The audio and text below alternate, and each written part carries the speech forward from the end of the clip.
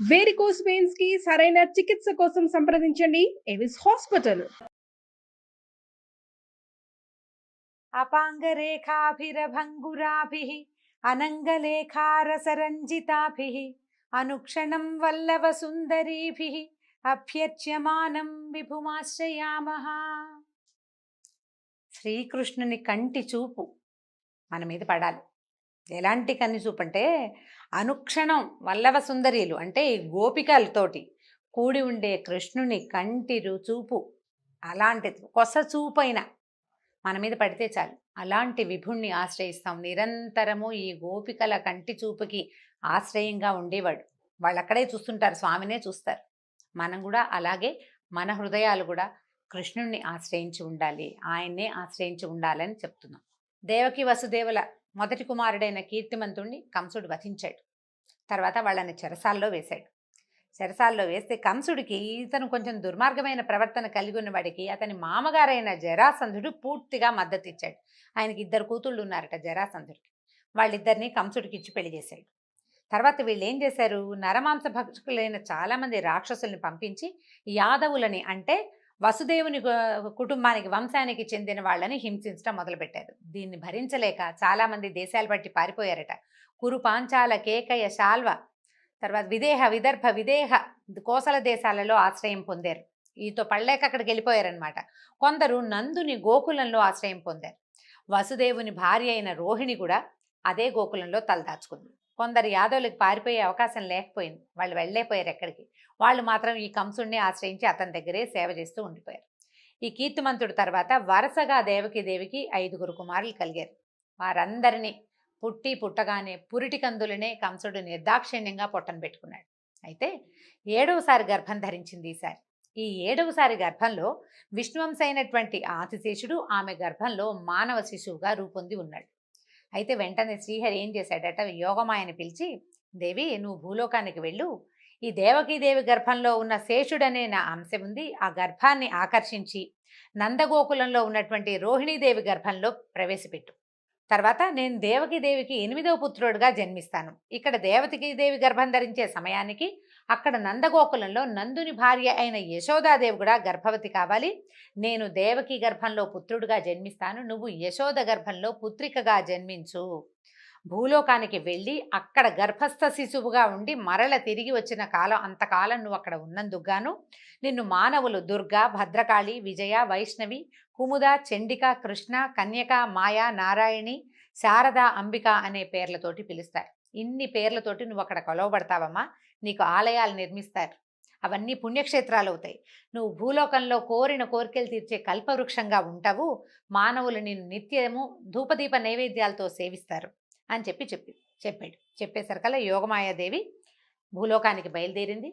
ఈ దేవకీదేవి గర్భంలో ఉన్న శిశువుని ఆకర్షించి రోహిణీదేవి గర్భంలో నిక్షేపించింది. మధురలో అందరూ దేవకీదేవికి 7వ గర్భస్రావం అయిపోయింది, శిశుజననం జరగలేదని అనుకున్నారు. 1 సంవత్సరం గడిచింది. రోహిణీదేవికి కుమారుడు కలిగాడు. కుమారుడు కలగానే ఇక్కడ మధురలో దేవకీదేవి 8వసారి గర్భం దాల్చింది. శ్రీమన్నారాయణుడి అంశ గర్భంలో ఉండటం వల్ల ఆమె నుంచి ఆశ్చర్యకరమైన తేజస్సు వెలువడిందట. ఆ తేజస్సు వలన చీకటిగా ఉండే చెరసాలంతా వెలుగుతో నిండిపోయింది. కాపలా వాళ్ళు ఆ విషయం కంసుడికి చెప్తే, ఈమె నుంచి వస్తున్న తేజస్సుతో కారాగారం అంతా దేదీప్యమానంగా ఉంది, ఇంతకుముందు 7 గర్భాల్లోనూ ఈ వింత చూడల, ఈ 8వ గర్భంలో ధరించగానే ఈమెలో వచ్చిన మార్పు, ఈ తేజస్సు చూస్తుంటే తప్పకుండా నన్ను వధించేందుకు విష్ణువే ఈమె గర్భంలో దాగి ఉన్నాడని అనిపించింది. ఏం చేయాలో పాల్పోలేదు. పోనీ ముందే దేవకీదేవిని వధించేస్తే, పిల్లాడు పుట్టకముందే అమ్మ చెల్లెల్ని చంపేస్తే సరిపోదు, అలా కూడా అనుకున్నాడు కానీ అతని ఆలోచన మారిపోయింది. విష్ణుమాయ వల్ల మారిందంతే. ఏమనుకున్నాడు, గొప్ప గొప్ప లక్ష్యాలు సాధించాలంటే తొందరపడకూడదు, తొందరపాటుతో పనులు చేయకూడదు. నేను చాలా పరాక్రమశాలిని, ఇప్పుడు ఇంత గొప్ప కీర్తివంతుడైన వ్యక్తి స్త్రీ హత్యకు పూనుకుంటే 4 అసహించుకుంటారు. స్త్రీ, అందు నా సోదరి, ఆపై గర్భవతి, ఆమెను హత్య చేస్తే నా కీర్తి పోతుంది, సంపదను క్షీణిస్తుంది, ఆయుర్దాయం నశిస్తుంది. వధించను, కానీ సంతానాన్ని వదిలిపెట్టకూడదు అనుకున్నాడు. సరే, ఆమెను చూడ్డానికి వచ్చిన వాడు కూడా మళ్ళీ వెనక్కి వెళ్ళాడు. కానీ అతనికి ఆ తేజోవంతమైన ఆమె ముఖము, ఆ మహాద్భుత సౌందర్యము వదిలిపెట్టలేదట ఆయన దృష్టిని. ఎంతసేపు హరి తలుచుకుంటూ తలుచుకుంటూ తలుచుకుంటూ విష్ణువునే తలుచుకుంటూ ఉండేవాడు. ఆయుధాలతో చేసిన గాయాల కంటే కూడా ఈ గాయం ఈ మనసు లోపల నన్ను చంపబోయేవాడు ఈ వెలుగులో ఉన్నాడు అన్న భావన అతన్ని చాలా బాధించిందట. తింటున్నా, కూర్చున్నా, పడుకున్నా, నిద్రపోతున్నా, ఏం చేస్తున్నా సరే అతన్ని ఈ విష్ణు చింతన వదిలిపెట్టలేదు. ఇక భగవంతుడే, ఇక రెండో ఆలోచన లేదనమాట. ఏం చేస్తున్నా శ్రీహరి ఆలోచనే ఉండేది. ఈవిడ దేవకీదేవికి ప్రసవ సమయం దగ్గర పడింది. బ్రహ్మరుద్రాది దేవతలందరూ కారాగారానికి వచ్చారు ఆమెను చూడ్డానికి. గర్భస్థ శిశువుగా భగవంతుడు ఉన్న ఆ గర్భము ధరించిన మాతృమూర్తిని చూడ్డానికి వచ్చారు. అందరూ చూసి ఆమెకు ధైర్యం చెప్పారు. నీ పిల్లవాడిని ఏమీ చేయలేడమా కంసుడు, నీ పిల్లవాడు ఈ పుట్టబోయే నీ కొడుకు యాదవులని రక్షిస్తాడని చెప్పి ధైర్యం చెప్పారు. తర్వాత ఆ మంగళమైన ముహూర్తం ఆ రోజు ఎదురుపడింది. ఏ రోజు వచ్చింది చూడండి, శ్రీకృష్ణ జననం. సర్వాత్మకుడు, సర్వశేషి, సర్వవ్యాపకుడు అయినటువంటి శ్రీమన్నారాయణుడు తన అంశతోటి దేవకీదేవి పుత్రుడిగా మానవుడై అవతరించబోతున్న మంగళకరమైన ముహూర్తం. భక్తులు తమ చర్మచక్షువులతో తనని చూడలేరని, అంటే మనం ఎవ్వరం నేకడేది మాంసనేత్రంతో భగవంతుడిని చూడలేం. మనకి కనిపించటానికే, మానవులని ఉద్ధరించటానికే, భూభారం తగ్గించటానికి భగవంతుడు గర్భస్థ శిశువుగా, ఏ జన్మంటూ లేనివాడు, జన్మే లేని మహానుభావుడు జన్మించటానికి ఉద్యుక్తుడయ్యి ఆమె గర్భంలో ప్రవేశించాడు. ఆమె బయటికి రాబోయే సుముహూర్తం దగ్గర పడిందట. వర్ష ఋతువులోని శ్రావణ మాసం, కృష్ణపక్షంలోని అష్టమి తిథి, అర్ధరాత్రి సమయం. నక్షత్రాలు, గ్రహాలు అన్నీ అత్యంత శుభప్రదమైన స్థానాల్లో ఉన్నాయి. చంద్రుడు రోహిణి నక్షత్రస్థుడై ఉన్నాడు. దిక్కులు ప్రశాంతంగా ఉన్నాయి. ఆకాశంలో మబ్బులు లేవు. గుంపులు గుంపులుగా ఉన్న నక్షత్రాలు విశేషంగా ప్రకాశిస్తున్నాయి. ఎంత విశేషంగా ఉందో చూడండి. నదుల్లో నీరు ప్రశాంతంగా ఉందట. గాలి సుగంధాన్ని మోసుకొచ్చి ఎంత హాయో చల్లని గాలి వీస్తోంది. విప్రుల అగ్నిగృహాలలో త్రేతాగ్నులు నిలకడగా జ్వలిస్తున్నాయి. భగవంతుడు రాబోతున్నాడన్న ఆనందంతో అగ్నులు కూడా నిలకడగా జ్వలిస్తున్నాయట. అరణ్యాల్లోనూ ఉపవనాల్లో వృక్షాలకి, లతలకి అర్ధరాత్రి సమయంలోనే పువ్వులు పూసేసినాయట, గుత్తులు గుత్తులుగా. ఆ పువ్వుల వాసనకి తుమ్మెదలు వచ్చి చేరిపోయినాయట వాటి మీద. ఈ మధుర, సూరసేన దేశాల్లోని పట్టణాల్లో, నగరాల్లో, గ్రామాల్లో, గొల్లపల్లెల్లో కూడా అంతకుముందు ఎన్నడూ కనపడని ఎన్నో శుభశకునాలు కనిపించినాయట. గంధర్వులు, కిన్నరులు ఆకాశంలో నిలిచి ఆనందంగా గానం చేస్తున్నారు. మునులు, దేవతలు ఆకాశం నుంచి పుష్పవృష్టి కురిపిస్తున్నారు. బ్రహ్మ అధిష్టాన దేవతగా కలిగిన రోహిణీ నక్షత్రంలో జన్మమే లేని శ్రీమన్నారాయణుడు దేవతా స్వరూపిణి అయిన దేవకీదేవి యందు భువనమోహనుడైన మానవ శిశువుగా జన్మించాడు. అయితే ఈ శ్రీకృష్ణ పరమాత్మ జన్మించిన తిథి భాగవతంలో చెప్పబడలేదండి. ఇదంతా విష్ణు పురాణంలో ఉంది, ఏ సమయంలో జన్మించాడు ఏమిటి అనేది. అయితే వర్ష ఋతువులో శ్రావణ మాసంలో నేను పుడతానని చెప్పాడని ఉన్నది. ఆ తర్వాత ఈ పుట్టగానే శిశువు వెంటనే పద్మపత్రాల వంటి నేత్రాలు, 4 భుజాలు, శంఖము, చక్ర, గద వంటి మహా ఆయుధాలని ధరించి వక్షస్థలం మీద శ్రీవత్సమనే రేఖతోటి, అంటే ఒక పుట్టుమచ్చ ఉంటుంది విష్ణుమూర్తి, దాన్ని శ్రీవత్సము అంటారు. రేఖలాగా ఉంటుందట, చిన్న చిన్న గీతలుగా ఉంటుంది. మెడలో కౌస్తుభమణి, పచ్చని పట్టుబట్టతోటి, దట్టమైన మేఘం వంటి మైఛాయతోటి, శరీరపు ఛాయతోటి ఈయన ఏం చేశాడు, అమూల్యమైనటువంటి మణులు పొదిగిన స్వర్ణ కిరీట కుండలాలతోటి, వాటి కాంతితో మెరిసిపోతున్న దట్టమైన ముంగురులతోటి, అనేక దివ్యాభరణాలతోటి ఆ చెరసాలలో తన తాలూకు దివ్యమైన తేజస్సుని నింపుతూ లేచి నుంచున్నాడు. పసిబిడ్డ ఒక్కసారి చతుర్భుజుడైన విష్ణుమూర్తిగా సాలంకృతుడుగా వాళ్ళకి దర్శనమిచ్చాడు. వసుదేవుడు ఆశ్చర్యచకితుడైపోయాడు. శ్రీమన్నారాయణనే అట్లా చూస్తూ ఉండిపోయాడట. తన పిల్లవాడు పుట్టాడు అనే భావం లోపలే అది పూర్తిగా మనసులో నిండకముందే శ్రీహరి అనే భావం ఉదయించేసిందట. ఆయన చూసిన భాగ్యమో, పుత్రుడు కలిగిన ఉత్సాహమో తెలియక ఆయన మనసు ఆనంద తరంగితమైపోయింది. నీటిని ముట్టుకుని 10,000 గోవుల్ని వేదవేత్తలకి ధ్యానం చేస్తానని ప్రమాణం చేసుకున్నట్టు. ఈ శిశువు నాకు కలిగిన సందర్భంలో 10,000 సాలంకృతమైన గోదానం చేస్తానని ప్రతిజ్ఞ చేసుకున్నాడు మనసులోనే. ఈ లోకేశ్వరుడైనటువంటి శ్రీహరే స్వయంగా తనకి పుత్రుడిగా జన్మించాడు అని తెలియగానే ఇక భయం పోయింది. ఏమవుతుందోనన్న భయం లేదు, జీవితేచ్ఛ లేదు, జీవితం పట్ల భయం లేదు. చేతులు జోడించి నమస్కరించాడు. ఈ పుట్టగానే నారాయణమూర్తిగా తమ ఎదుట నిలబడ్డటువంటి ఆ శిశువును చూసి దేవకీదేవి కూడా చాలా స్తుతించింది. కానీ ఆ తల్లి ప్రాణం గిలగిల్లాడిపోయింది. బిడ్డ ఏమైపోతాడు, నా పిల్లాడు ఎలాగా అని తల్లి ప్రాణం కొట్టుకుపోయిందట. అయ్యా, మా చుట్టూతా పరమ అజ్ఞానులు ఉన్నారు, నీ దివ్య రూపాన్ని వాళ్ళకి కనపడినివ్వక, నువ్వు కనిపిస్తే ఏం చేస్తారో, నువ్వు పుట్టావన్న వార్త ఇంకొక నిమిషంలో కంసుడికి తెలిసిపోతుంది, వాడు పరిగెత్తుకొచ్చేస్తాడు. నీ తాలూకు ఈ పరమాద్భుత దివ్య రూపాన్ని చూసే అర్హత లేదు వాడికి, దుర్మార్గుడు, నీ దివ్య రూపాన్ని ఉపసంహరించు, వాడు నిన్నేం చేస్తాడో అని నాకు భయంగా ఉంది నాయన అని దుఃఖపడిందట. ఎప్పుడు ధైర్యం చెప్పాట. ఈ రూపంలో వాళ్ళకి ఎందుకు కనిపించాడో చెప్తున్నాడు. దేవకీ వసుదేవులారా, నేను ఇప్పుడే మీకు పుత్రుడిగా జన్మించానని భావిస్తున్నారు. కాదు, కొన్ని మన్వంతరాలుగా మీరు దంపతులుగానే ఉన్నారు. నేను మీకు ఇది మూడోసారి జన్మించానని చెప్పాడు. మొట్టమొదటట వీళ్ళు స్వయంభువ మన్వంతరంలో, శ్వేతవరాహ కల్పంలో స్వయంభువ మన్వంతరంలో వీళ్ళిద్దరూ భార్యాభర్తలుగా ఉన్నారు. ఆమె పేరు పృశ్ని, అతను సుతపుడు, భార్యాభర్త. అయితే వీళ్ళని బ్రహ్మదేవుడు వాళ్ళని పుట్టించి సృష్టి చేయమన్నాడు. వీళ్ళకి ఏంటంటే కొంత వైరాగ్యం అవలంబించారు. సృష్టి మీద ఆసక్తి లేదు. శ్రీమన్నారాయణుడి కోసం తపస్సు చేస్తే నారాయణమూర్తి ప్రత్యక్షమైనప్పుడు ఆయనని చూసిన ఆనందంలో వాళ్ళు సంతానేచ్ఛ కలిగి మాకు పుత్రుడిగా నువ్వే జన్మించమని ఒకే కోరికని 3 సార్లు అడిగారట. మీరు 3 సార్లు అడిగితే 3 సార్లు ఆ వరాన్ని ఇవ్వడానికి నేను సన్నద్ధున్నయ్యాను. అప్పుడు పృశ్ని గర్భంలో ఏం చెప్తున్నారు? మొట్టమొదటిసారి పృశ్నికి జన్మించి పృశ్ని గర్భుడిగా పేరు పొందాను. రెండో జన్మలో మీరు అదితి కశ్యపులుగా ఉన్నప్పుడు నేను వామనుడిగా మీకు జన్మించాను. అప్పుడు ఇంద్రుడు నాకు అన్నగా ఉన్నాడు. ఇది మీ యొక్క 3వ జన్మ. ఈ రకంగా మీరు కోరిన కోరికని తీర్చానని, 3 సార్లు మీ కోరిక తీరిందని మీకు తెలియచేయటానికే నేను మీకు ఈ రూపంలో కనిపించానని చెప్పాడు. మీరు ఈ జన్మలో ఒక్కొక్కసారి నేనే పరబ్రహ్మాన్నని, అంటే పరదైవతాన్ని నేనేనని మీరు తెలుసుకుంటారు. అంతలోనే ఆ జ్ఞానం పోయి మీ కుమారుడిగా నన్ను భావిస్తారు అని చెప్పాడు. చెప్పిన తర్వాత ఏం చెప్పాడంటే, వసుదేవ, నన్ను తీసుకెళ్ళి నందగోకులానికి వెళ్ళు. నీకేమీ భయం లేదు. నువ్వు అక్కడ అదే సమయానికి యశోదాదేవి స్త్రీ శిశువుకి జన్మనిచ్చింది. ఈ పిల్లవాడిని అక్కడ అట్టపెట్టి అక్కడ ఉన్న చిన్న చంటి పిల్లని ఎత్తుకొచ్చేసేయమన్నాడు. నీకు ఏమీ భయం లేదు. కారాగృహంలో వెళ్ళడానికి నీకే అనుమానం లేదు. నా మాట మీద వెళ్ళిపో. ఆదిశేషువు బయట ఉన్నాడు, నీకు కావలిగా నీతో పాటు వస్తాడు అని చెప్పేసరికల్లా వెంటనే ఈ చతుర్భుజ నారాయణమూర్తిగా ఉన్నవాడు పసిబిడ్డ అయిపోయి కేవ్వమంటూ ఏడ్చాడట. ఈ నవజాత శిశువుని, అప్పుడే పుట్టిన ఆ బిడ్డను తీసుకుని వసుదేవుడు ముద్దు పెట్టుకున్నాడు. పిల్లవాడిని ఎత్తుకుని గుమ్మం దాటానికి బయలుదేరాడు. అయితే వీళ్ళు ఏం చేశారు? కాపలా వాళ్ళు కారాగారం బయట పెద్ద పెద్ద గడియలు పెట్టి గొలుసులు తగిలించారు. ఈయన కాళ్ళకి గొలుసులు ఉన్నాయి, బయట గొలుసులు, వాటికి తాళాలు ఉన్నాయి. కాలికి సంఖ్యల ఊడిపోయింది.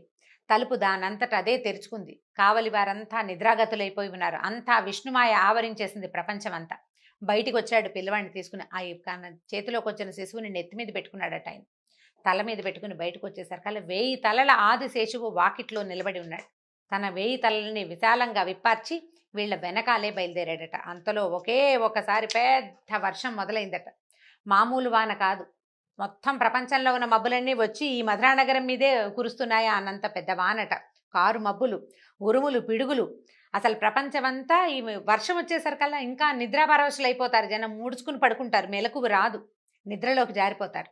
ఇంతలో అక్కడే ఉన్న యమునా నది, ఎక్కడెక్కడి వర్షపు నీరు యమునా నదిలోకి ప్రవేశించింది. ప్రశాంతంగా ఉండే యమునా నది గట్లు పొరుచుకుని ఉధృతంగా ప్రవహించడం మొదలుపెట్టింది. ఈయన చెరసాల నుంచి బయటకు వచ్చాడు. అక్కడ ఆదిశేషు ఉన్నాడు కదా, ఈ పడగలు విప్పి వాళ్ళని రక్షిస్తూ ముందుకు బయలుదేరాడు. ఆయన యమునా తీరం చేరాడు. లోతైన యమునా నదిలో ప్రవాహ వేగం పెరిగిపోయింది. పెద్ద పెద్ద కెరటాలు వస్తున్నాయి. అయినా సరే ఈయనేమో ఆలోచించలా. విష్ణువు వెళ్ళిపోమన్నాడు, వెళ్ళిపోవటమే.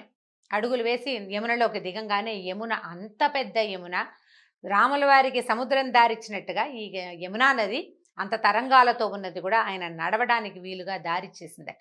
వాన పడకుండా ఆదిశేషువు శిశువుని తండ్రిని రక్షిస్తూ పూర్తిగా ఈ నందగోకులానికి చేరేదాకా ఆదిశేషువు వెనకాలే ఉన్నాడు. ఈ యోగమాయ ప్రభావంతో గోకులంలో అందరూ గాఢమైన నిద్రలో ఉన్నారు. పురిటింట్లో కూడా ఎవ్వరూ ఏ సందడి లేదు. యశోదాదేవికి తను బిడ్డకి ప్రసవించానని తెలుసు, కానీ స్త్రీ శిశువో పురుష శిశువో ఆమె మర్చిపోయింది. ఆమెకు తెలియదు. ఈ ప్రసవం చేసిన స్త్రీలకి కూడా పుట్టినవాడు పిల్లవాడా పిల్ల అనే ధ్యాస లేదు. అందరూ ఎవరి ద్వారాన వాళ్ళు మత్తులో పడున్నారు. ఈయన నిశ్శబ్దంగా తను తీసుకొచ్చినటువంటి నారాయణ నవశిశువుని అక్కడ పడుకోబెట్టి అక్కడ ఉన్న వెలిగిపోతున్నటువంటి బాలికని చేత్తో పుచ్చుకున్నాడు. తీసుకుని బయటకు వచ్చేసాడు. బయటకు వచ్చి మళ్ళీ మధురా నగరంలోకి దారి తీశాడు. నగరంలోకి వచ్చేసాడు. యమునా నది దారి ఇచ్చింది. ఆదిశేషువు కాపాడుతున్నాడు. కారాగారంలోకి ప్రవేశించాడు. మొత్తం తలుపులు అన్నీ యథావిధిగా ఎక్కడపక్కడ మూసుకుపోయింది.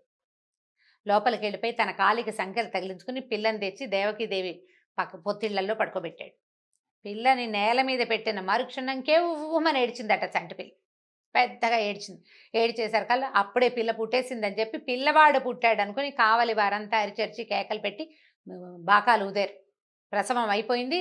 మహారాజు రావాలంటే పరిగెత్తుకుంటూ వచ్చాడట. ఆయన ఎట్లా పరిగెత్తుకొచ్చాడంటే, ఎప్పుడెప్పుడు తన మరణానికి కారణమయ్యేవాడు పుట్టేస్తాడో అని బెంగటిల్లిపోయి ఉన్నవాడు ఈ మంచం మించి లేవడం, ఆయన జుట్టు ముడేసుకుని పడుకున్నాడు. ఆ ముడి కాస్త ఊడిపోయింది. అపశకునం, రాజులు జుట్లు విరబోసుకుని బయటికి రాకూడదు. అడుగులు తడబడిపోతున్నాయి. మృత్యువు పిలుస్తోంది అనేసరికల్లా భయం వేస్తుంది. ఆ భయంతో అడుగులు తడబడిపోతున్నాయి. అన్నీ అపశకునాలే. వస్తూ వస్తూ బల్లలు కుర్చీలు తన్నేసుకున్నాడు. అంటే ఆ ఉధృతిలో పరిగెత్తుకొస్తూ అనమాట, ఉద్వేగంలో ఎట్లాగోట్లా పరిగెత్తుకొచ్చేసాడు. వచ్చిన తర్వాత తీరా చూస్తే ఏముంది, ఆడపిల్ల. అక్కడి నుంచి దేవకిదేవి, అన్నా అన్నా వద్దు వద్దు, అష్టమ గర్భుడైన వాడు నీ మరణానికి కారణమవుతాడని చెప్పింది ఆకాశవాణి. ఇదేమో శిశువు, స్త్రీ శిశువు, ఆడపిల్ల, ఇది నిన్నేం చేస్తుంది? ఇంట్లో పుట్టిన మొట్టమొదటి పిల్ల, ఈ పిల్లని ఏం చెయ్యొద్దని పమిటలో దాచేసుకుందట. పిల్లని ఇవ్వలేదు ఆవిడ. ఇవ్వకపోతే ఆయన బలవంతంగా లాక్కున్నాడు. నువ్వు నా పెళ్ళైనప్పటి నుంచి పుట్టిన పిల్లల్ని చంపేశావు, నేను ఒక్కసారి కూడా ఏమనలేదు. ఆడపిల్ల, ఈ ఒక్క పిల్ల ఇదే ఆఖరిది, నాకు 8దే సంతానం అని జ్యోతిష్కుడు చెప్పారు అందరూ.